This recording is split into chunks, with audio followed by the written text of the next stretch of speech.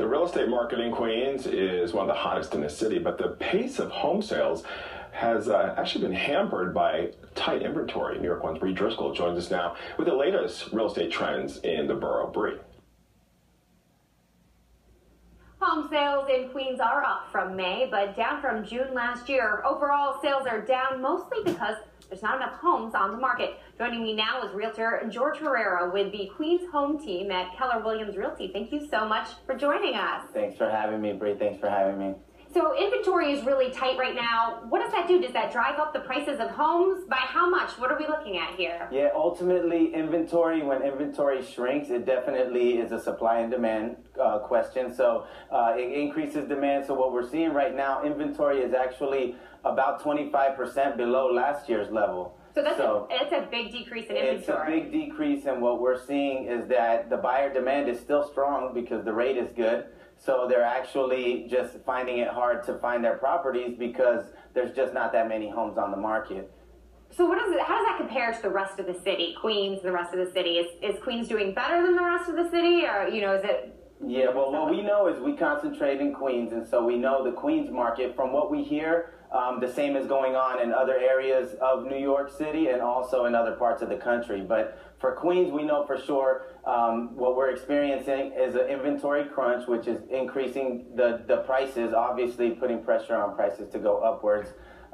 Sales are down a little bit from last year, and that's mainly probably because there isn't that many homes out there because to sell. Yeah. So this means it's more of a seller's market, right? Is that the technical term for it? In general, that's what we're experiencing, but as you know, real estate is local, so every neighborhood is different. There's still neighborhoods out there where there's a lot of inventory, and it might actually be a buyer's market in some neighborhood. But in general, we're experiencing sellers do have a large advantage over the buyers. So if you're considering selling your house at this point, is this a good time to try to sell it because there isn't as much inventory out there? I would definitely say yes. I mean, we can't tell what will happen in the future, but we do know, just to give you some perspective, 3 years ago, there was about 6,100 homes for sale at this time. Last year, about 5,700 homes for sale. Right now, we have about 4,300 homes for sale in Queens. So inventory is low, and that always plays to the seller's advantage because that's when you end up with the multiple offer situations. Let's look at the flip side of things. What does this mean for the buyer out there? What do they have to do to deal with this type of market?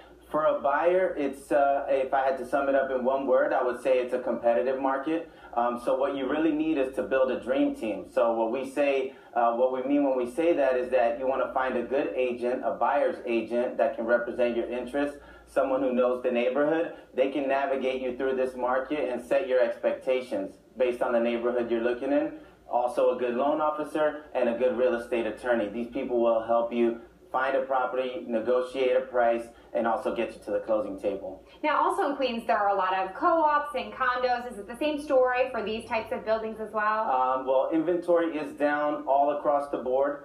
Prices are up also for co-ops and condos, but the difference is that with co-ops, it's development specific. So there are co-ops where prices remain stagnant and they're selling at the same prices as they did 7-8 years ago.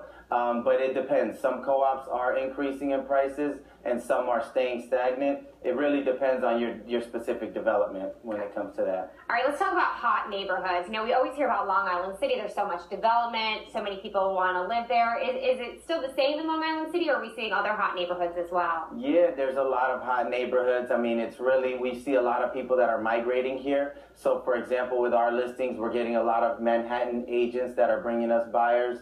Brooklyn agents bringing us buyers. So we're seeing a lot of buyers migrating probably from the other higher price neighborhoods where maybe they're getting priced out. And they're coming a lot to Western Queens, but really a lot of the neighborhoods in Queens are popular and they're desirable. But yeah, the hot neighborhoods are always hot. Forest Hills, Astoria, Long Island City, Jackson Heights. So. Oh, and those neighborhoods seem to be consistently in high demand. In high demand. Queens, one of the top things that buyers look for is transportation. So obviously the neighborhoods with good transportation always remain in high demand. Are there any neighborhoods that are kind of on the verge of being more of a hot neighborhood, or are there ones that, typically haven't been as much interest in the past that you're seeing more and more now? I can say, let's say with a neighborhood like East Elmhurst, we're seeing more demand where typically it's always been known to be a more affordable neighborhood. And so as prices are going up, you're seeing people to start looking that neighborhood where prices have been more affordable.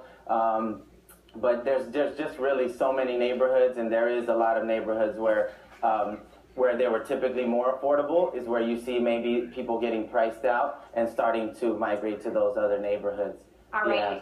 Well, George Herrera, thank you so much for joining us. That's a wealth of great information for both buyers and sellers in the real estate market. Thank you so much for joining us. Thank you. All right, Rocco, let's send it back to you. Thanks so much, Bree. Stay with us. Meet our Queen's Person of the Week when we come back.